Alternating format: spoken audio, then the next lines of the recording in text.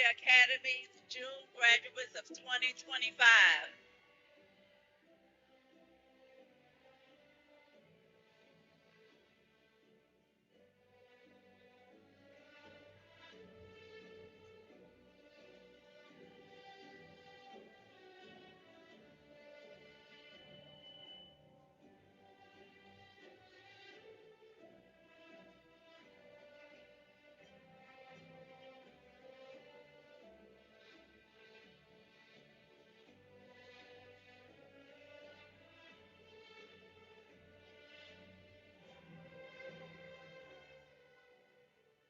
Please continue to stand.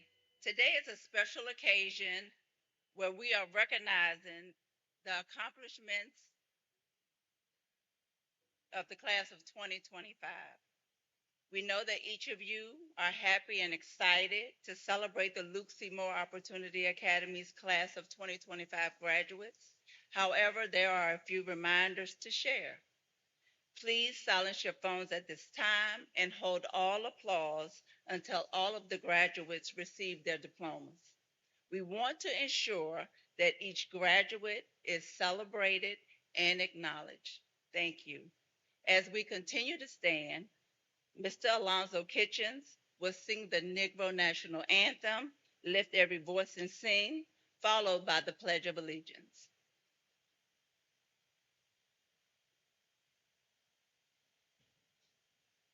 Hester. How y'all doing?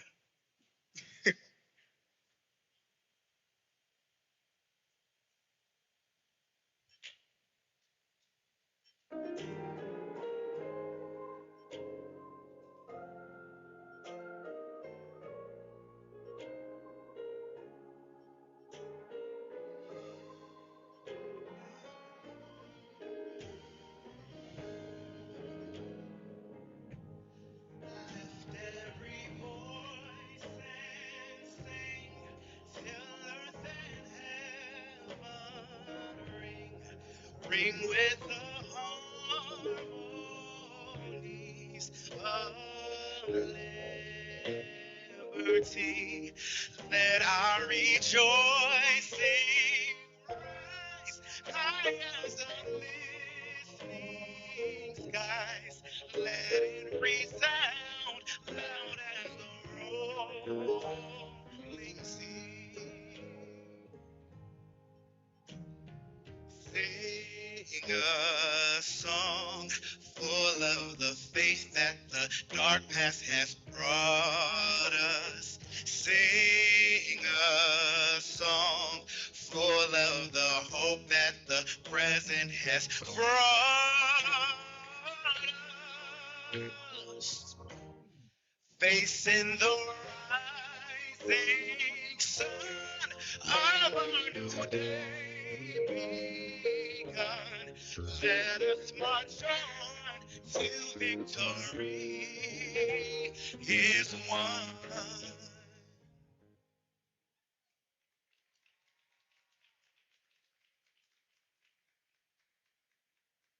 Of the United States of America, and to the republic for which it stands, one nation, under God, indivisible, with liberty and justice for all. You may be seated. Next, we will have the welcome by yours truly, followed by the Eagle tribute by Ms. Sheila Henderson, the Luke Seymour Pathways Coordinator. Good evening, parents, faculty, and staff, esteemed stage guests, and graduating class of 2025. It is my honor to welcome you to this special celebration. We are so grateful to have you here with us today to mark this significant milestone.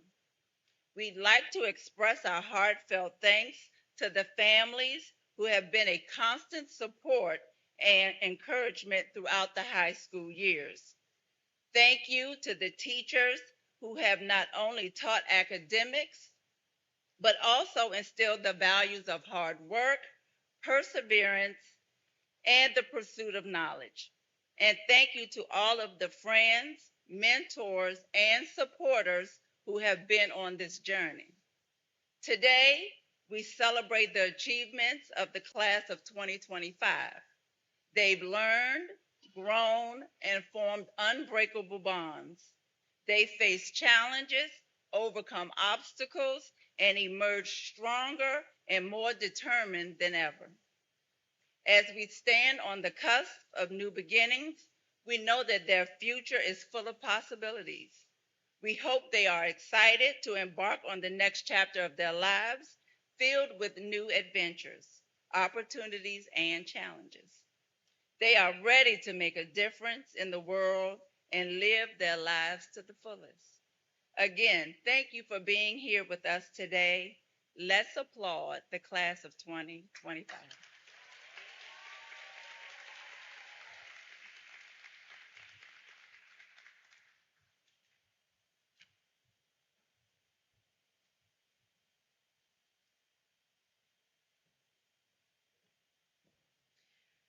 Good evening. Hello, family, friends, guests, dignitaries, and to the graduating class of 2025. My name is Sheila Henderson. I am the Pathways Coordinator at Luke Seymour Opportunity Academy.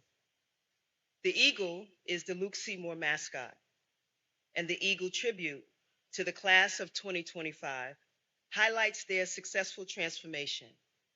The Eagle is a powerful and resilient creature, and we find that our students' transformative journey from the time they enter Luke Seymour to the time of their graduation is like the transformative journey the eagle goes through when it is time to renew its strength. An old eagle's feathers in the latter years of its life tend to grow old and molted, and eventually they will begin to fall out. Its beak grows dull and its talons grows blunt. It can no longer rip the prey with its beak, nor rip the prey with its talons, nor can it fly to the heights as it once did. During this time, the instinct within the eagle tells it to fly high into the mountains and find a cave where it can be all alone. While in the cave, the eagle finds a rock and begins scraping off its old feathers and dull beak and dull talons against the rock until they are all completely scraped away. It is a very painful and homely experience. After this process of scraping, the eagle simply waits, for its instinct within the eagle tells it that its feathers, beak, and talons will eventually grow back to its state of normality. Once this process is over and the eagle emerges from its time of waiting, it looks like a brand new young eagle. This process is very similar to the transformative journey our students at Luke Seymour take. The old feather symbolizes a heaviness, the wear and tear of the world, life's disappointments, from entering the doors of so many schools only to turn around through so many revolving doors. The dull beak and talons symbolizes getting so close to their goals but not able to grasp or hold on. A lack of interest and excitement, a lack of vibrancy and liveliness. The cave is Luke Seymour, a place where our students come to begin the scraping process, to regain their strength.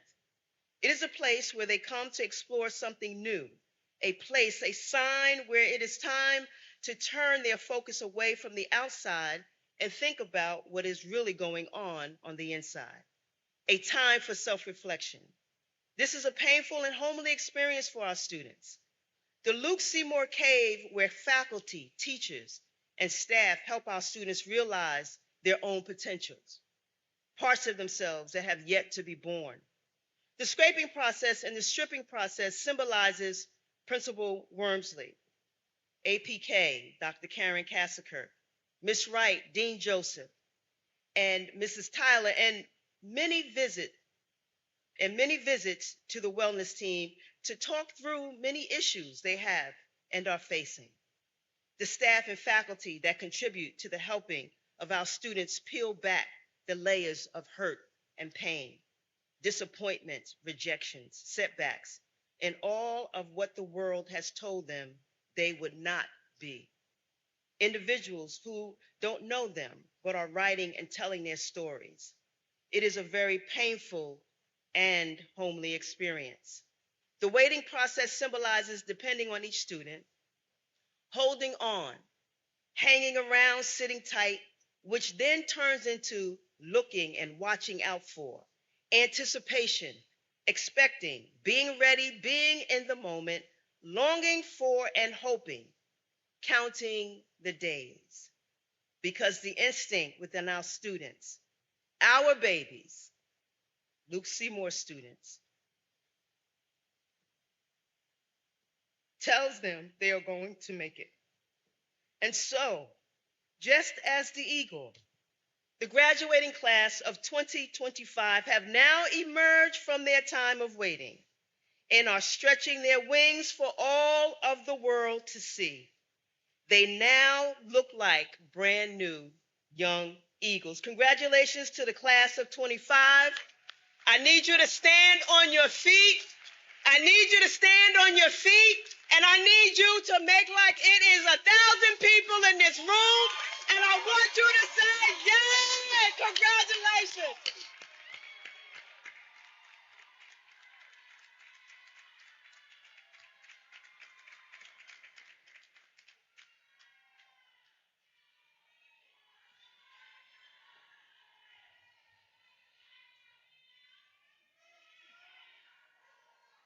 Next on our program, we will have student reflections, and they will be coming from Angel Martinez and Star Finch. After the student reflections, Dr. Karen Cassicker will introduce the guest speaker. After the guest speaker comes, awards and recognitions and the rest of the program will be turned over to Dr. Karen Cassicker and the Luke Seymour administrative team. Thank you.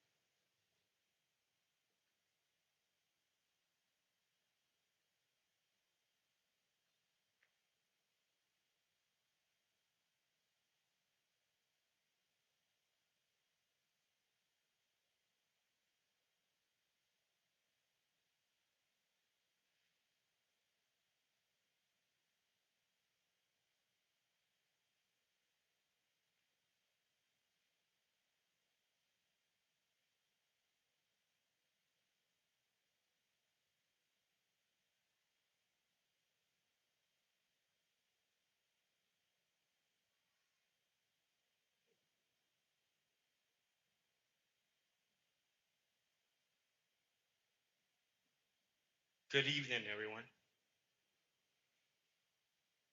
My name is Angel Martinez Gomez.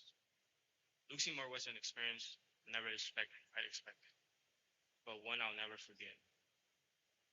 Like any journey, there's good days, bad days, tough ones. You got your highs, your lows. Most importantly, you. Sorry. it's so sorry. There's always someone to talk to in Luke Seymour. If it weren't for my teachers, Mr. Chase, great role model, Miss Jackson, amazing teacher, always someone who inspired me to do better. They're like your parents. Miss Jackson was my mom, always encouraged me, Mr. Chase, always telling me to do something, how to do it, and when to do it. You always need to do it, he said. So hard, so sorry.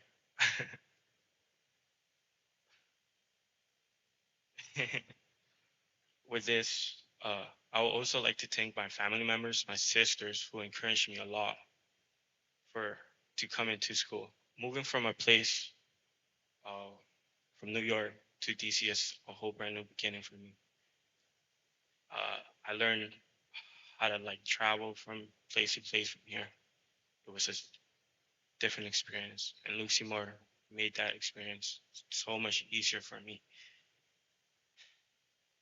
And I would like to thank everyone for coming here today. Thank you, Luke Seymour. Thank you, guys.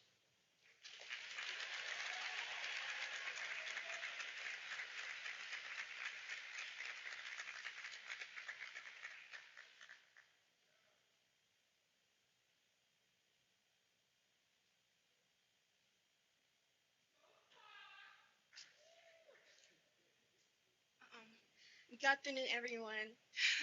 I am Star Finch. My experience at high school, it's been a journey. One of the challenges was growth, unforgivable moments. When I first moved as a freshman, I had no idea how much I would change. I faced through tough times, made mistakes, and learned hard lessons. But through it all, I discovered, built confidence, and found who I really am. Some of the best memories come from simple things, laughing with friends, staying up late studying, or just surviving the tests. That was just, Um, but although I discovered, oh wait, my bad. I'm grateful to teachers who believed in me and my friends that stood by me. Most of all, high school taught me it's okay to not have everything figured out. What matters is that we keep learning, growing, and showing up for ourselves and each other. Thank you for being part of this journey.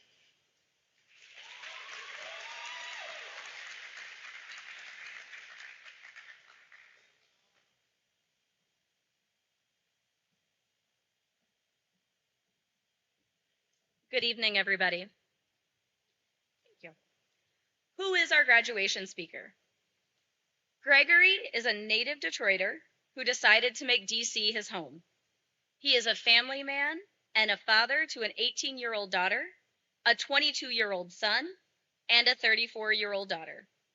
He credits his Detroit upbringing with shaping his inner resilience, resourcefulness, and ability to navigate diverse terrains. Professionally, he is a program and management analyst for the Office of the Comptroller of the Currency. His work primarily involves data analysis, data visualization, and process improvement. As a public servant, he has also worked for the U.S. Census Bureau, the Department of Commerce, and the Department of Housing and Urban Development. Prior to his federal career, he spent a decade working for Fortune 500 firms, 150 firms, like Pfizer, Morgan Stanley, and Liberty Mutual. However, his initial profession was as a high school teacher. He taught government, history, and geography in inner city Boston and Detroit. Continuing his leadership at the local level, he was recently elected as the Advisory Neighborhood Commissioner for his section of Ward 8 in Washington, D.C. Academically, he earned his Bachelor of Education degree from the University of Michigan and his Master of Education degree from Harvard. Please help me welcome our speaker, Mr. Gregory White.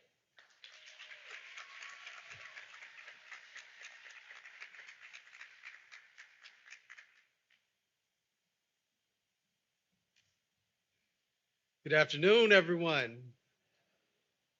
You know, it's interesting when you get asked to speak at a graduation, you start thinking about when you were 15, 16, 17, and graduation seemed so far.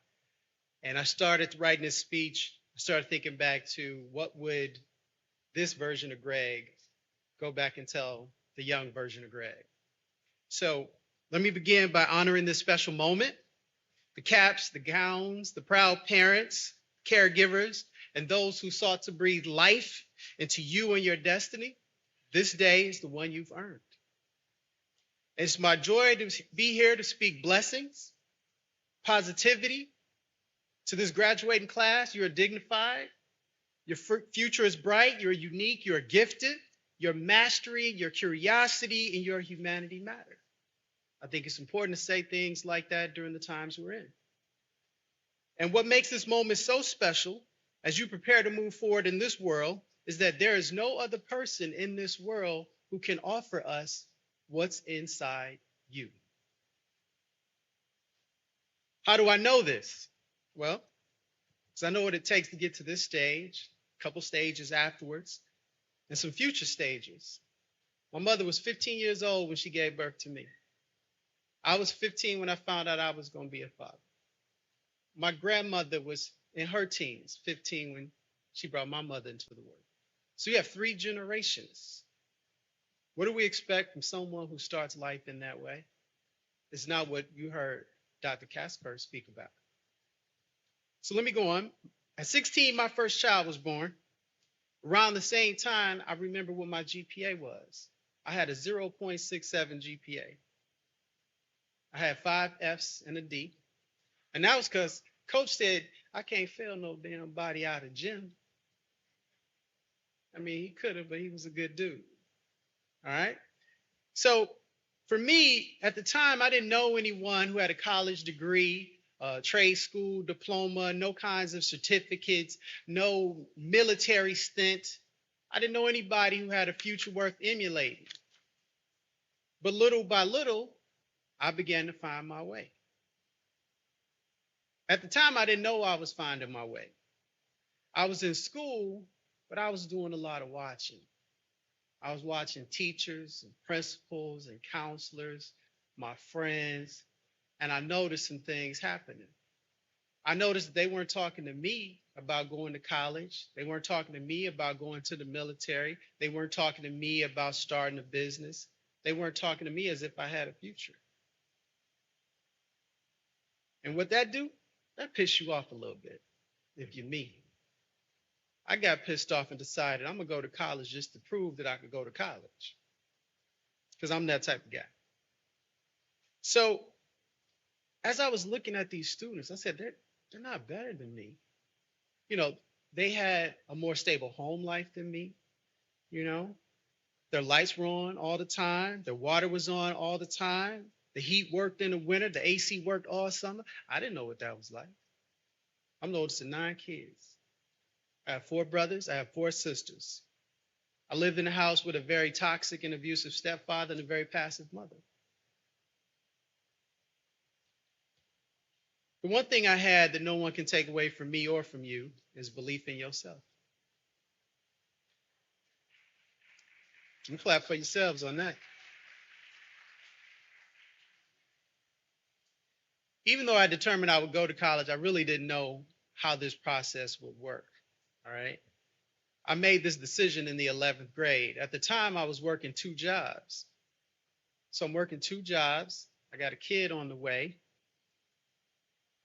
My grades actually started to rise. And it was because at that particular point in time, I had to force some prioritization of the time I had available. You don't really think about that when you're young.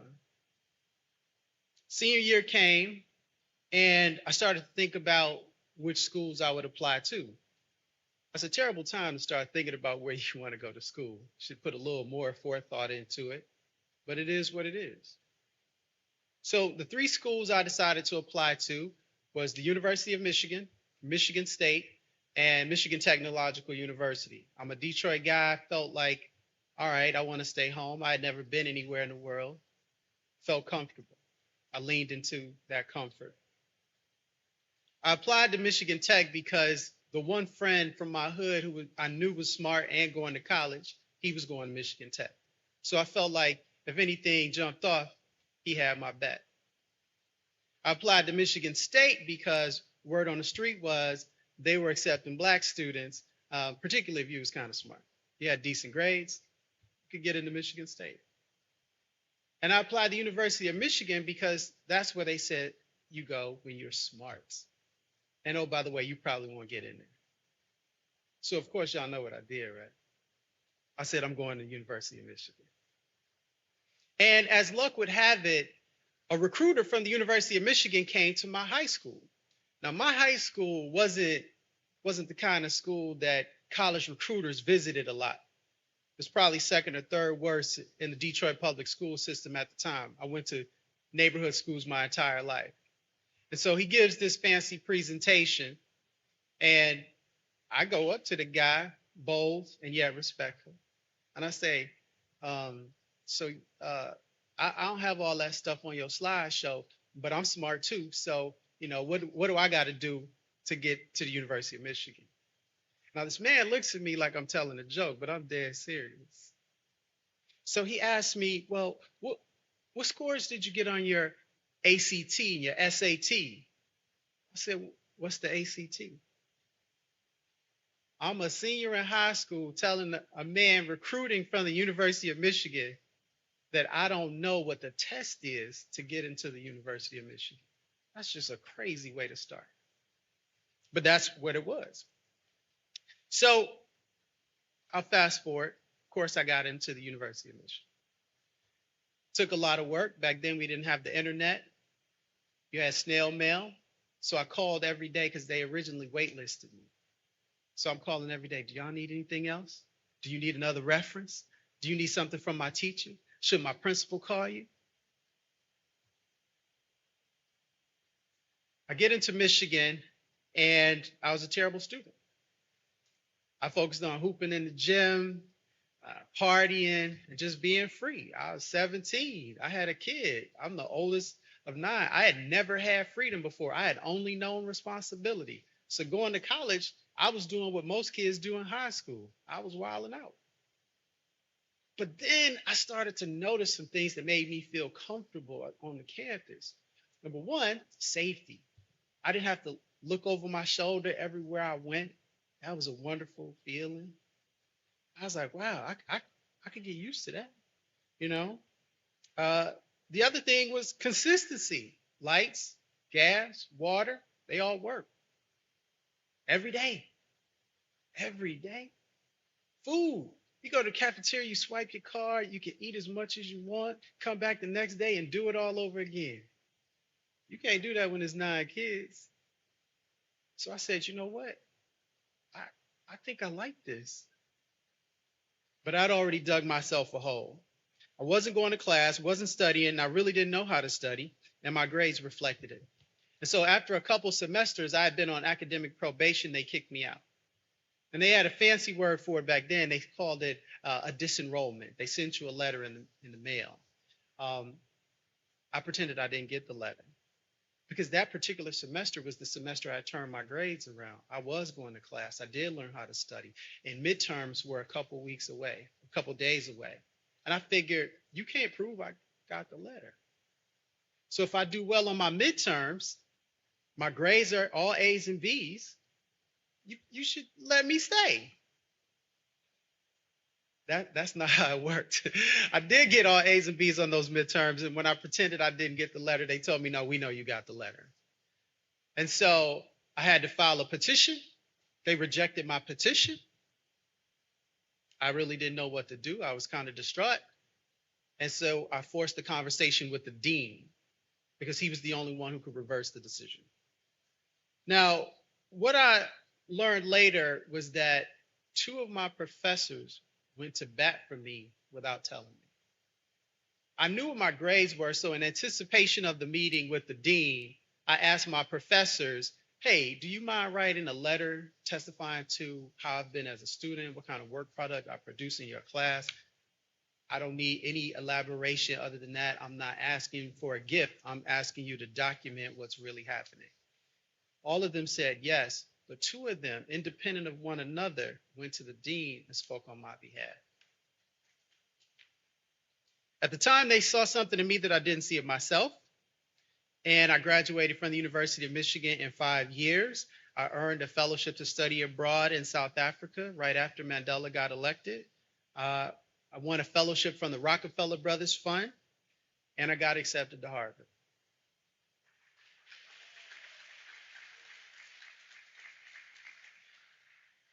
When I finished my master's, I was 22 years old. So in 7 years, I went from being a 15-year-old parent-to-be to a 22-year-old graduate of the University of Michigan, graduate of Harvard. Look at God, y'all. That child that I had at 16 went on to attend the University of Michigan as well on scholarship. And I love sharing that story with young people because you're not just finishing high school. You're not just finishing high school, you're being reborn. This is a new opportunity to show up fully formed as a whole new person. You're being reborn into fullness and opportunity, flourishing, new paths, new planes, new skies. And it's okay for new thoughts and ideas to make you uncomfortable in your head. That's just your body's way of saying you are alert, aware, and prepared for the next step in the journey. That's all that is. As you rise into the next version of yourself, I want you to remember you are what you think, what you say, and what you do. Feelings are real, but feelings are not facts. All right? You may feel like you can't do it. That's not a fact. It's a feeling.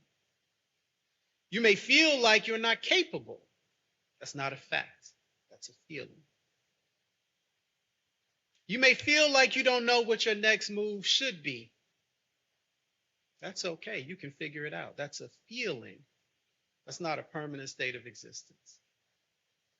You're here not just to succeed, but to dream differently, to ask, what does the night sky look like in other countries? I'm on my third passport right now. To feel the warmest sun on your face. I've been sunburned twice in my life. I didn't even know black people could get sunburned when I was your age. To smell a fragrance you didn't even know existed. To wear your greatness like finely tailored clothing, to speak words so poetic that others borrow your language just to know how you feel when you say those words. You're here today because of all the people, the histories, and love that shaped you. So don't be fooled. True power is executing our excellence together, as we have historically, over and over and over again. I hear a lot of rhetoric about going at it alone, improving yourself. Life is a journey. Few people get to the top by themselves. Everybody at the top will tell you that in private. I urge you to become the version of you that a younger version of you needed. Use your light for those who don't yet see their own. Build friendships that form ecosystems of success. Create collaborations where the combined gifts of your crew do something neither of you could have done alone. Let me offer you this truth. You will make mistakes trying to be great. That means you're trying. Be encouraged. Be courageous. Be interested. Be wrong and bounce back better. Cultivate your kindness, your curiosity, your keen eye for what makes you, you. Growth doesn't come from perfection. It comes from good arguments, good criticism, and good conversations. As the brilliant scientist Carl Sagan once said, the nitrogen in our DNA, the calcium in our teeth, the iron in our blood, the carbon in our apple pies were made from the interiors of collapsing stars. You are literally made of star material. Literally. We'll wrap this up shortly. You're not here by accident. You are ambassadors for what's possible, for what happens when brilliance grows in plain sight. And so I'll leave you with these three things. Number one, cultivate your personal excellence, but never forget to invest in the we. Find your community. Create it if you have to. Number two, lead with curiosity in your life and let kindness shape your legacy.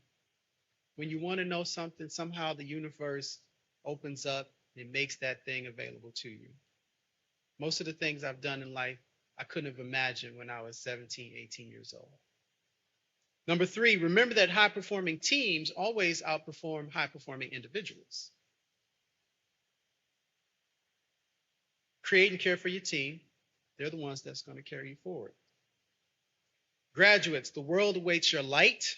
Shine with audacity and intensity. Live with purpose and passion. Live with power. And as you go, excel, inspire, and appreciate deeply who you are. Congratulations, class of 2025.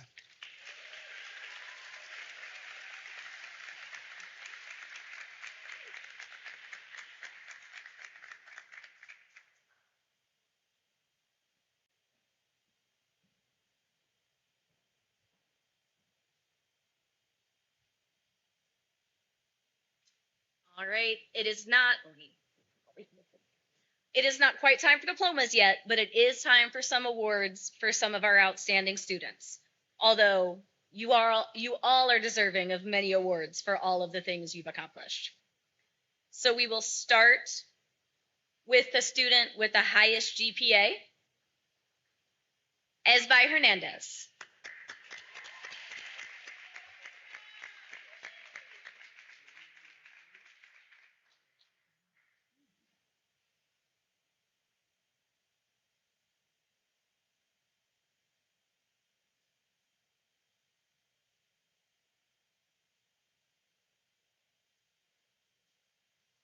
as she comes up.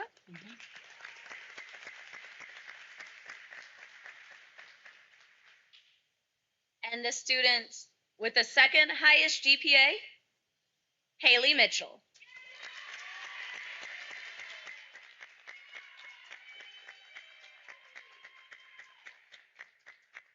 Congratulations.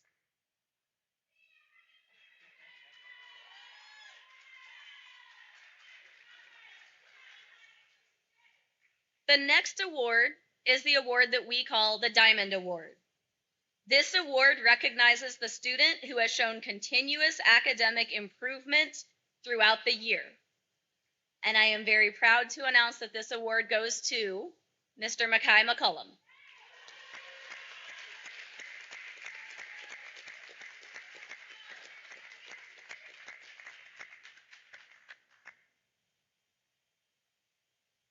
The next award is our Most Improved Student Award. This goes to the student who has shown significant growth during his academic career, and that goes to Trayvon Farr.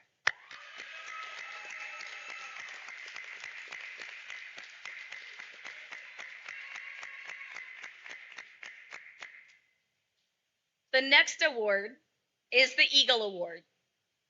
This goes to the student that exhibits the best school spirit, who helps the teacher without asking, who aids other classmates without asking, who is on time, who is respectful. Basically, yes. This student represents as an outstanding ambassador for Luke C. Moore. And the Eagle Award goes to Star Finch.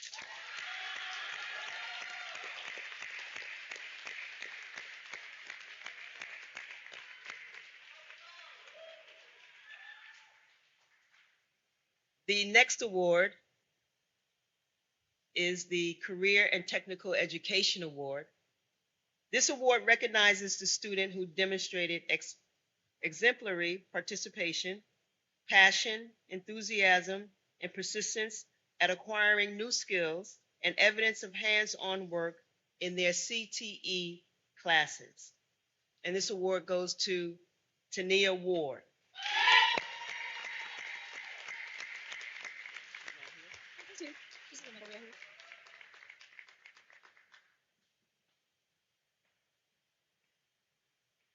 The next award, Exceptional English Language Learner Award. This award goes to Angel Martinez.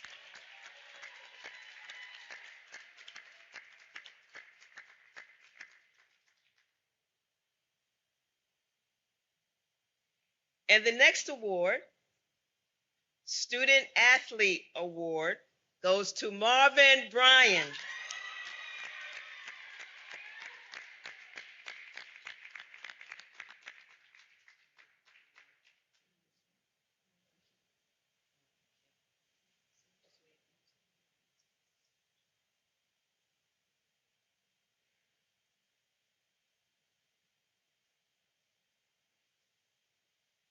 Can we have one more round of applause for all of our student awards?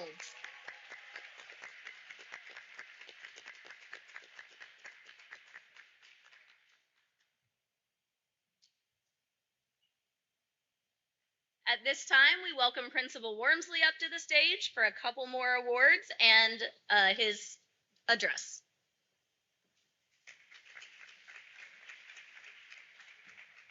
Come on, we can do better than that. Thank you.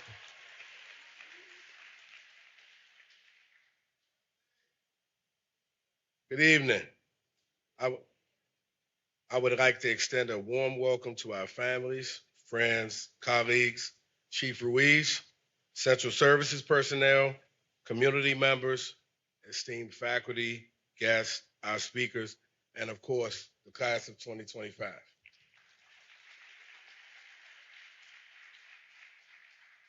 Tonight's celebration and recognition of our graduates means more than I could ever put into words. Their hard work, grit, perseverance, determination, and fearlessness has propelled them to this exact day and moment in time. A moment that should be savored for the rest of their lives. A moment that their names will be etched in DCPS history. but most importantly, a moment that they can take a second to simply say, I did it.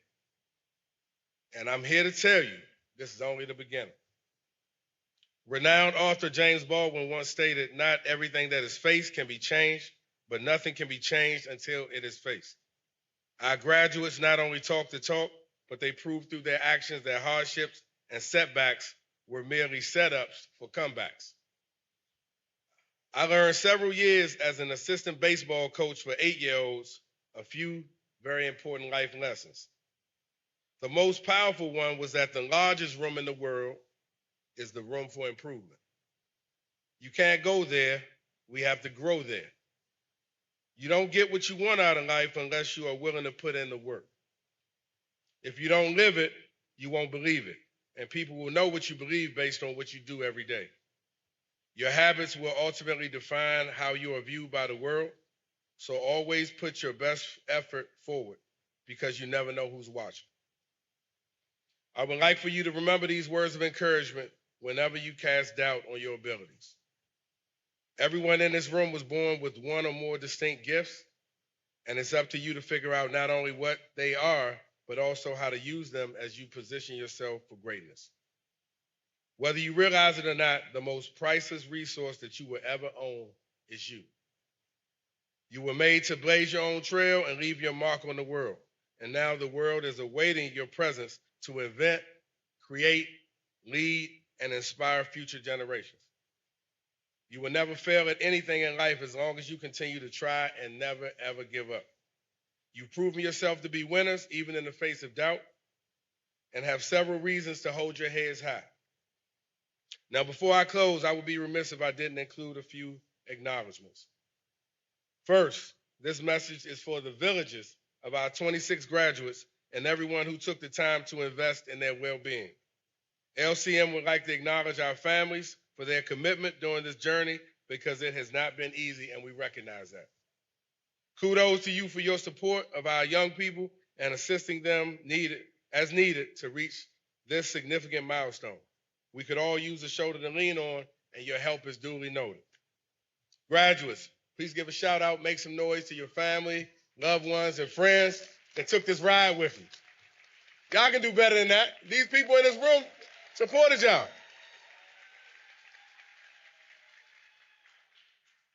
All right. Now, could I have all Luke Seymour Opportunity Academy staff members please stand wherever you are? I would like to recognize the hardest working, most loving and caring staff in DCPS. Your world-class efforts to educate and hold our young people accountable will have a profound impact on their lives for years to come, and I appreciate you for loving them up as you would your own. I thank you for your unwavering commitment and support of our students and families during an unprecedented time. We would not exist without you. Please take a moment to show our Luke Seymour staff some love, folks. Y'all need to stand up. Guys, y'all need to stand up. Show them some love, y'all. All right. Young Eagles. No. Not just yet. Okay. No, I'm sorry. I was saying stand up to clap for Luke Seymour staff. Now, I know we eager. That wasn't a part of the program, y'all. Just so you know. All right. Young Eagles, although it's time to leave the nest, Luke Seymour will always be your home. I thank you for your time, but before I go, I will present one more award. And this award, our students voted to our inspirational educator and Luke Seymour. This is your teacher of the year, so to speak, for the class of 2025. And I would like to give this to Miss Evelyn Merritt.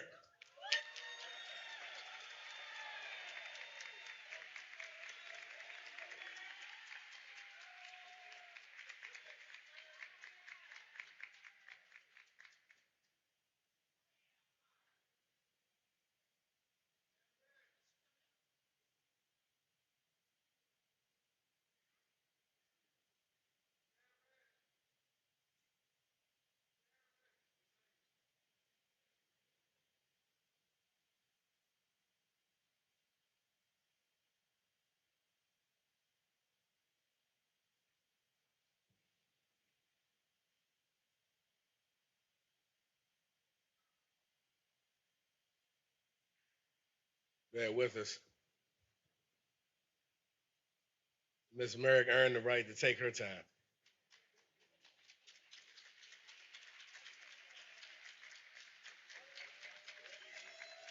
Inspiration.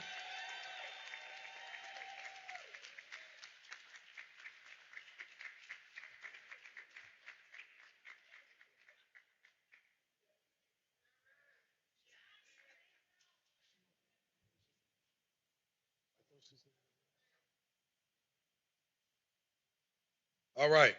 At this time, I will have DCPS Chief of Integrity, Ms. Ruiz.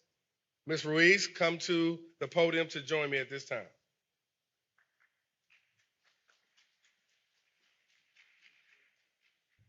Thank you and good evening. First, I just want to say thank you for having me. It is truly an honor and a privilege to be here with you all. First, I just want to say that congratulations to you all. It is truly a monumental feat that you all are here. Be very, very proud of yourselves. Be very proud of your perseverance, your dedication, and for always knowing the success is on the other side of fear. So congratulations to you. I will now officially sort of welcome you and accept you, your class. So on behalf of Mayor Bowser. Okay. All right. There we go. All right. And now, by the power vested in me by the Mayor of the District of Columbia, the Honorable Muriel Bowser, and by the Chancellor of the District of Columbia Public Schools, Dr. Louis Farabee, I hereby certify that 26 members of the class of 2025 have completed the requirements for graduation from Luke Seymour Opportunity Academy. All right now.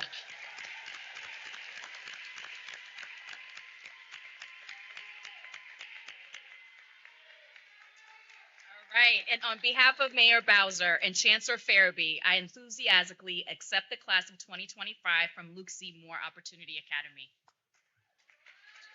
Ladies and gentlemen, the class of 2025 from Luke Seymour Opportunity Academy. At this time, now we can rise and line it up.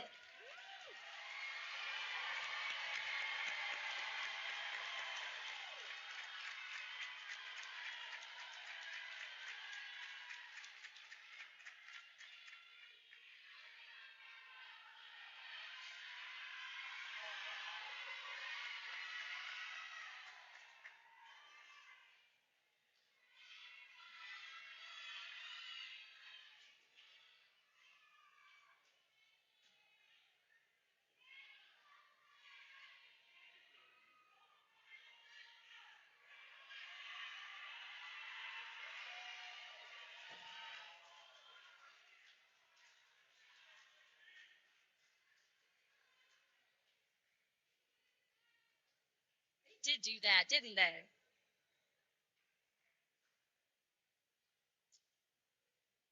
Alrighty, family, friends, this is the time that you've been waiting for. Our first graduate, Marvin Bryan.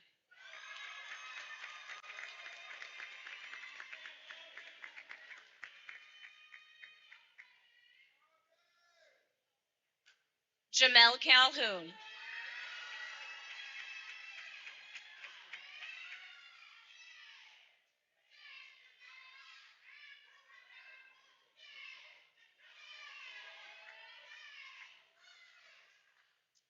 Kamari Childs.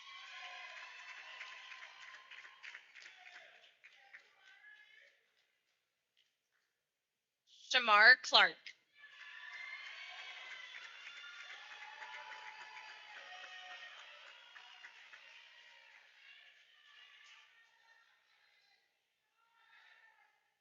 Heaven Coates.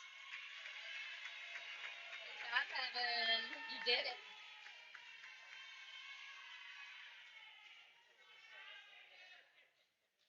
Star Finch.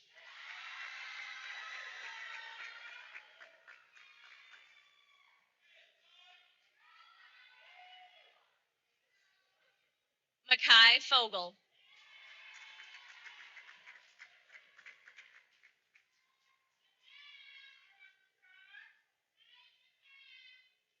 Kanaya Goodwin. Quinaya Gordon. Quinaya Goodwin. I apologize.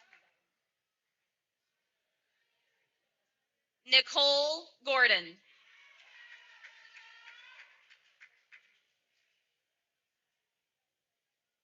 Esbai Hernandez.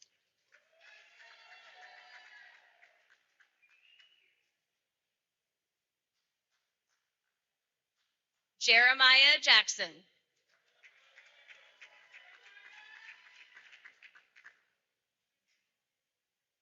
Antonio Johnson.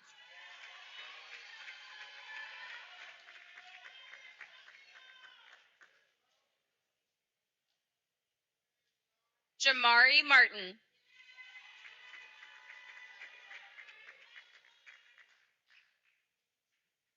Angel Gomez Martinez. Angel Martinez Gomez.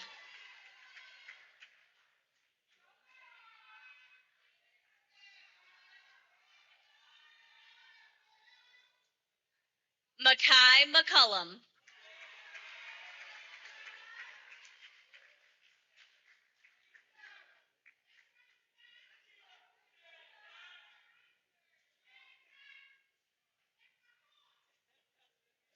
Haley Mitchell.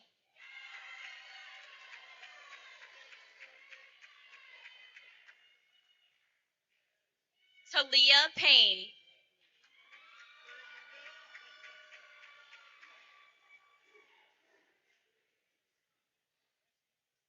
Trayvon Farr.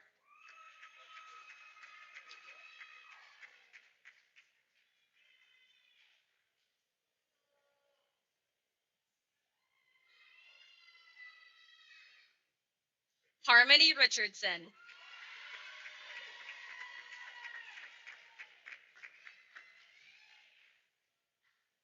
Alexander Ross.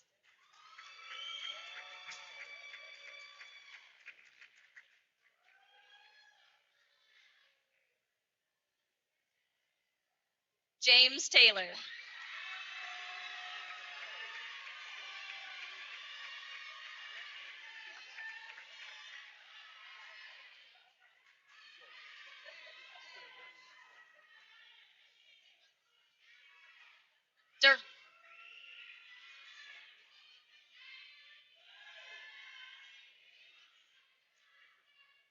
Dariah Walker.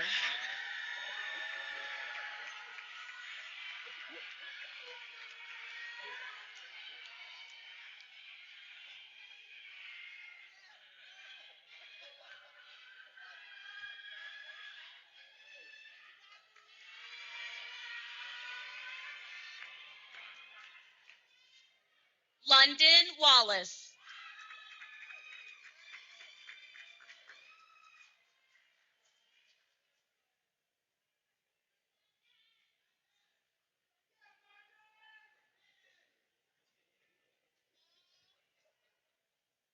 Tania Ward.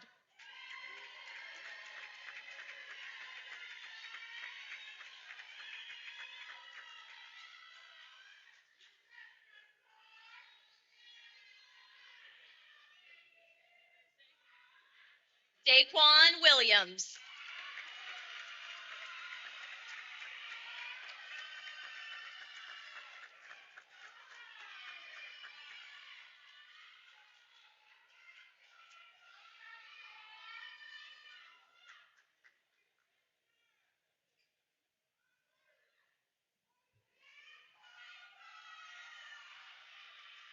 That's good.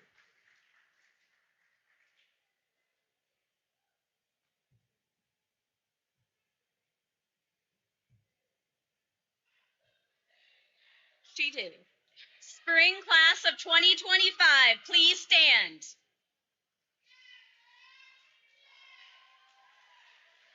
All right, folks, we're almost there. We're almost there. Many of you have waited years for this opportunity. Now your future depends on what you do today. The future belongs to those who believe in the beauty of their dreams. Yesterday is gone. Tomorrow's not come. You have today to begin planning for your future because you are a soaring eagle. You cannot stop the future. You cannot rewind the past. The only way to learn the secret is to press play. You started from many difficult situations and circumstances. Now you stand here as a proud graduate of the District of Columbia Public Schools. All right, this is the moment you've been waiting for. Spring class of 2025. Please move your tassel from the right to the left.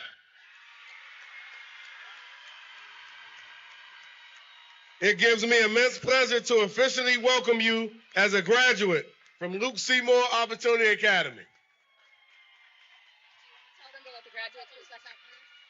Families, we're going to hold fast for a second. We're going to let the graduates proceed out, and then we're going to have all of our guests proceed after that. Thank you for a great celebration.